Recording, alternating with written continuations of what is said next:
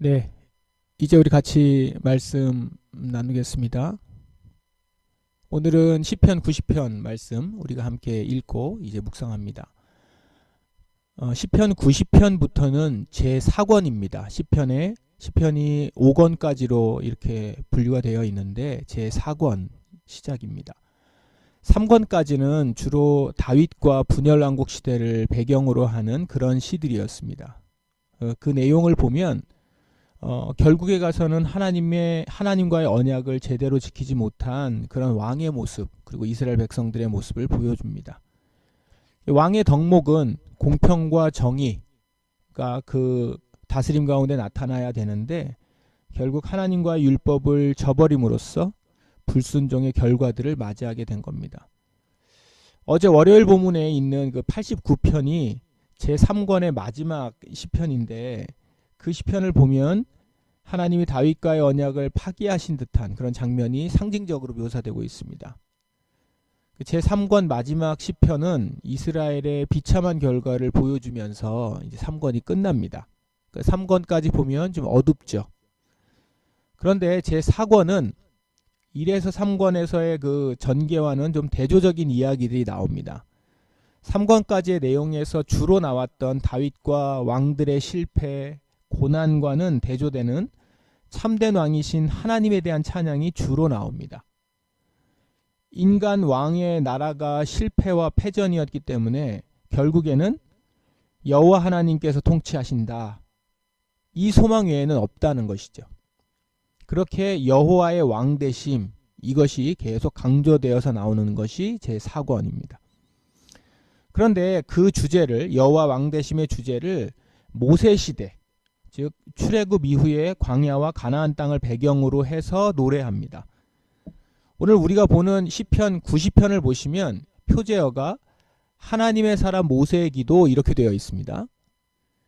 그러면 여호와의 왕되심과 모세시대, 이것은 이 두 관계는 어떤 관계가 있기 때문에 여기에 지금 모세시대가 갑자기 등장한 걸까요? 바로 모세시대가 여호와 하나님만이 왕이셨던 시대였기 때문입니다. 모세시대 이스라엘 백성이 생존할 수 있는 유일한 방법은 광야에서 가나안 땅 처음에 들어갔을 때, 그때 그들이 생존할 수 있는 유일한 방법은 하나님께 전적으로 의지하는 것, 그분을 왕으로 모시며 그분께 피하는 것 뿐이었습니다. 그 모세시대를 지금 하나님을 떠났다가 실패한 이스라엘 왕과 그의 백성들에게 보여주고 있습니다. 바벨론 포로기와 그 이후 귀환한 공동체에게 다시 모세시대, 여호와만이 왕이었던 시대를 떠올리게 하면서 현재 이스라엘 백성들이 생존할 수 있는 유일한 방법은 왕이신 하나님을 전적으로 의지하고 피하는 것뿐이다 라고 하는 그 믿음의 고백을 하도록 인도하는 것입니다. 이런 배경들을 여러분 생각하시면서 제4권의 시편들을 묵상하시면 좋겠습니다. 제4권은 106편까지입니다. 오늘 읽은 90편을 보시면 1, 2절에서 모세는 영원하신 하나님은 인류의 참된 거처이자 진정한 피난처입니다, 이걸 고백합니다. 2절에 보시면 산들이 생겨나기 전, 주께서 이 땅과 세상을 만드시기 전 옛날부터 영원히 주는 우리의 하나님이십니다, 이렇게 고백합니다. 모세는 하나님만이 참된 왕이시며 인생과 역사의 모든 주관자이심을 고백하면서 세상에 선포합니다. 지금 이 글을 읽는 1차 독자가 바벨론 포로 이후의 백성이라면 그들에게 이 기도는 현재 자신들에게 아무것도 남지 않는 폐허와 같은 곳에서 생명의 위협을 느낄 수밖에 없는 위기에서 드리는 기도인 것이죠. 모든 이들로부터 버림을 받은 상황, 원수들의 공격으로부터 두려움이 가득한 상황, 재정적인 어려움으로 좌절과 절망을 느끼는 상황, 이런 상황에서 하나님만이 나의 피난처가 되신다라는 고백을 하는 것입니다. 모세는 백성들을 이끌고 광야로 인도해 오면서 정말 절실히 하나님만이 피난처가 될 수밖에 없음을 고백했습니다. 지금 포로기 이후 이스라엘 백성들도 같은 처지에서 이렇게 고백해야 합니다. 3절에서 10절은 인간의 짧고 고통스러운 인생, 그리고 죄로 인한 하나님의 진노에 대한 묘사가 이어집니다. 우리 인간의 한계를 분명히 보여주는 것이죠.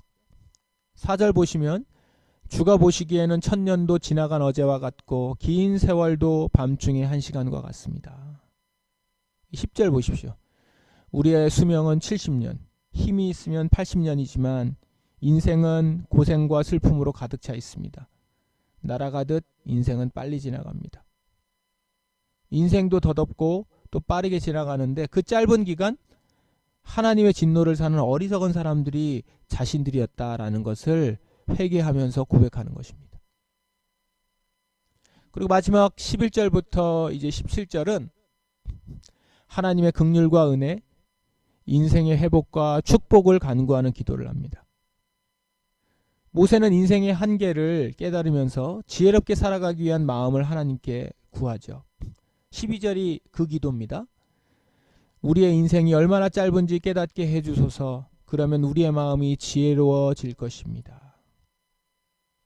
이렇게 모세는 연약한 인생을 긍휼로 회복시켜 달라고 지혜롭게 살아갈 수 있는 마음을 하나님께 간절히 기도합니다. 출애굽기를 보면 모세가 배교한 이스라엘 백성들을 위해서 하나님께 기도했던 일이 있습니다. 하나님은 배교한 백성들에게 진노하셔서 그들을 완전히 없이 하고 다시 새 백성으로 시작하겠노라 이렇게 모세에게 말씀하셨을 텐데 모세는 그런 이스라엘 백성들을 살리고자 하나님을 설득하죠.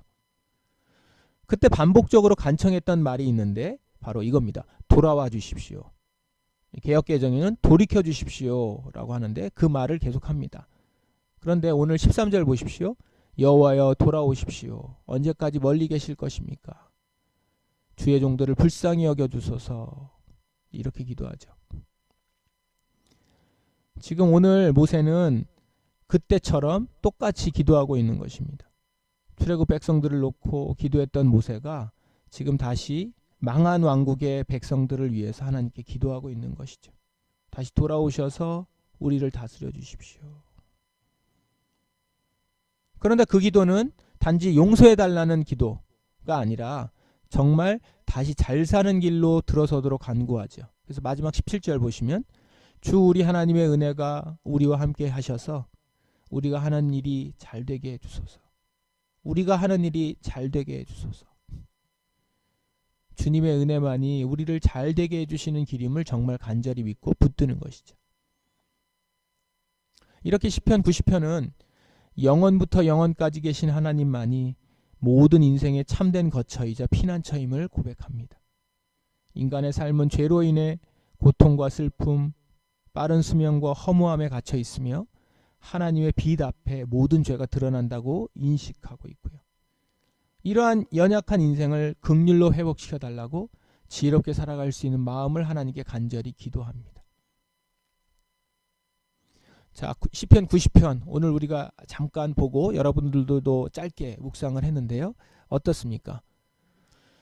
저는 이 시편을 여러분과 지금 나누면서 우리의 가족, 여러분의 가족, 집안 식구들을 생각하면서 묵상해 보시기를 한번 권합니다. 이제 곧 추석이고 집안 식구들을 만나는 시간이 있지 않겠습니까? 저마다 각자 살아가다가 이렇게 이제 다 같이 만나면 한 가족이면서도 불과 얼마 안 돼서 만났지만 그 살아가는 모습들이 완전히 다른 모습임을 이렇게 또 한 번씩 느끼죠. 또 멀리 보면 그 삶의 방향이 우리 믿음의 사람들과는 많이 달라져 가고 있음을 다른 곳으로 가고 있음을 봅니다. 그 가족들을 생각하면서 이 말씀을 한번 묵상해 보시고 우리의 가족들에게 이 시편 90편의 메시지가 들려줄 수 있기를 기도하면 좋겠습니다. 10절처럼 우리 식구들의 삶이 70년, 힘이 있으면 80년이지만 그 인생은 고생과 슬픔으로 가득 차 있고 결국은 흙으로 돌아가지 않습니까? 그러므로 우리 가족들이 모두 인생이 얼마나 짧은지 깨닫게 되고 주님께 돌아와서 그분 안에서 안식할 수 있기를 바랍니다. 여러분이 가족들을 보면서 17절의 기도처럼 이렇게 기도했으면 좋겠어요. 주님, 우리 가정에 하나님의 은혜가 함께 하셔서 우리가 하는 일이 잘 되게 해주소서. 우리가 하는 일이 잘 되게 해주소서. 그런데 이게 그냥 만사형통 사고 없이 건강하게 잘 지내는 것, 그걸 말하는 게 아니고 자신의 유한함을 인정하고 예수 그리스도를 통해 영원하신 하나님께 돌아와서 그분 안에서 지은 죄들을 다 용서받고 다시 새롭게 예수 그리스도 안에서 하나님의 은혜가 임해서 우리가 하는 일이 다 잘 되기를 바라는 것이죠. 그 하나님의 은혜만이, 예수 그리스도의 보혈의 피만이 우리를 용서하시고 우리를 잘되게 해주실 수 있음을 믿고 하나님만이 피난처이심을 다 깨닫고 주님께 돌아와 모두가 은혜를 구할 수 있기를 바라는 것입니다. 여러분이 모세와 같이 여러분 각자의 집안을 바라보며 이 기도를 드리실 수 있기를 바랍니다.